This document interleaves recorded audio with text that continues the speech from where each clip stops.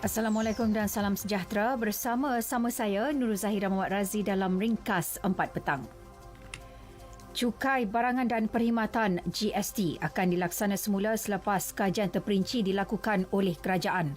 Timbalan Menteri Keuangan 1 Datuk Abdul Rahim Bakri berkata, kerajaan akan lebih berhati-hati dalam memperkenalkannya semula setelah mengambil iktibar daripada polemik cukai berkenaan sebelum ini.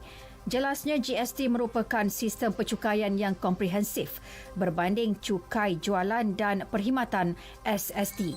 Bagaimanapun, ia mempunyai kelemahan dalam aspek pelaksanaan. Beliau yakin sekiranya semua kelemahan itu dapat diatasi, GST akan dapat dilaksanakan dengan lebih baik. Ia sekaligus dapat meningkatkan kembali pendapatan kerajaan.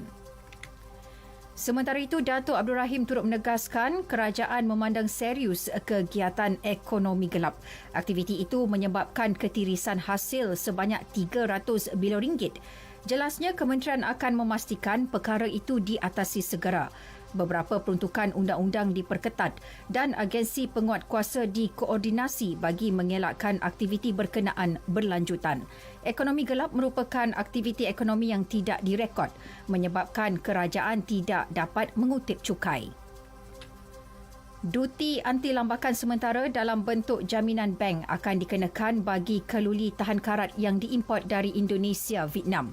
Kementerian Perdagangan Antarabangsa dan Industri dalam satu kenyataan memberitahu antara 7.73 dan 34.82% duti anti lambakan akan dikenakan. Ia berkuat kuasa bagi tempoh tidak melebihi 120 hari bermula 26 Disember lalu. Keluli berkenaan didakwa dijual dengan harga lebih rendah berbanding harga pasaran domestik sehingga menjejaskan industri keluli anti karat tempatan.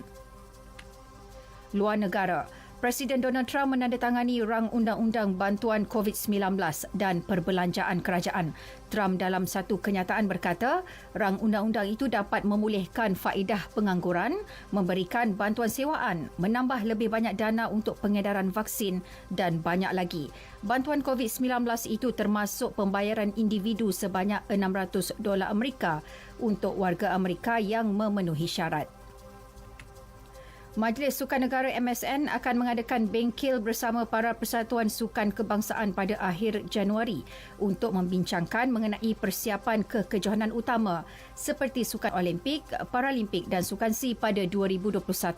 Ini diikuti Sukma Sukan Commonwealth dan Asia pada 2022.